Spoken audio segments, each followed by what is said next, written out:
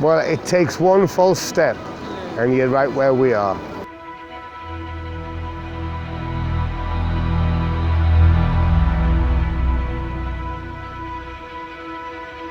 You know, people assume that people are on the streets because they take drugs or they drink or whatever. I'm having a cigarette, hey. But, you know, in a lot of cases, people didn't take drugs and they didn't drink alcohol. But when you're in the streets, it's very, very extreme. So your circumstances are dangerous, and so you medicate yourself with alcohol, with drugs. I never used drugs, but I did drink more than I should have done, yeah. And but that was helpful to me at the time, yeah. So what these people need is love, support, understanding, acceptance. You don't know why these people are where they are. I know a lot of ex-servicemen who fought for their country, yeah. And they came back and they saw their friends blown up in front of them in Iraq, in Afghanistan, elsewhere. And they came back and they got no support whatsoever. And they came back and they were traumatized. And from the trauma, they ended up on the streets and nobody helped them. There are girls out here who've been abused as children, boys out here who've been abused as children, and they need help with their trauma. And they need homes above them. Trauma is an incredibly powerful thing, and yes, and what these people need is love and understanding, and never judge a book by its cover.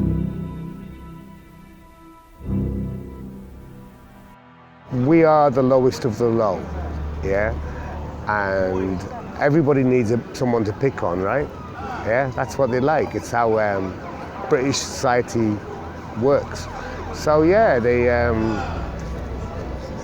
they feed off us, you know? Yeah, so when they attack us in the night, when they abuse us, when they spit on us, when they piss on us in the night, when they throw fireworks at us, I can't imagine what they're getting out of it, because I wouldn't do that. But they're somehow better than us, yeah? Well, that's society for you. You tell me. I don't want to think how they think. I can't. It would be impossible even if I tried. They're sick. Yeah, they're sick people, yeah.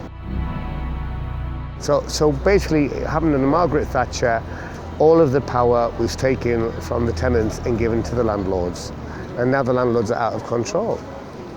And they're making a fortune in housing benefit. What successive governments have done is they've inflated the housing market above what people can afford, yeah? And so that's made them and their friends very rich, but it's priced a lot of people out of actually having a home for themselves. There is no need for homelessness in this country. There is no need. There are so many empty properties. People have got second homes. What do you need a second home for? You've got one home, that should be enough. And then these people who've got second homes have the audacity to complain because these people are homeless and they're sleeping on the streets because of them, and they're making the place look messy. No, you made the place look messy because you took over all that housing stock and now you don't even live in that place. You go there 2 weeks a year. You know what the reason behind homelessness is? It's greed. But you can't get a job if you can't have a shower. You can't get a job if you haven't slept all night. You know, it's just not going to work. You know, you need a roof over your head. In Scandinavia, they have a thing called Homes First, and that is a project whereby there's no homelessness in Finland or Sweden.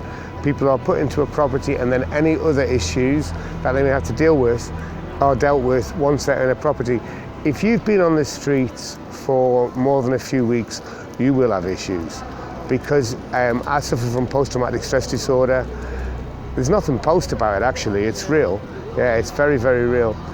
And most of my friends down here are suffering from some kind of mental health problem. But don't assume that they are there because they had mental health problems. Treating human beings as subhuman beings gives you mental health problems. And I think what people don't understand is, we live in a material world, yeah? Most people you meet off the streets have a very deep faith in God. He saved me so many times. times when I just didn't know how I was going to survive the day, and something would just come out of nowhere. So the nearer you are to the gutter, the closer you are to God. And so you really feel his presence. Yeah, you really, really feel his presence. And I could give you myriad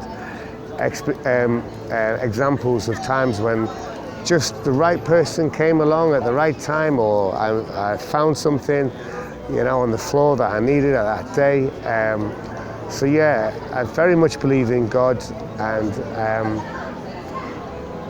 hopefully, as it says in the Bible, the meek and the humble will inherit the earth one day. I would say, whatever you're facing in life, and life's not easy, it doesn't matter whether you've got a home or you haven't got a home. Put your shoulders back, keep your chest out, never look back, and stay in the light.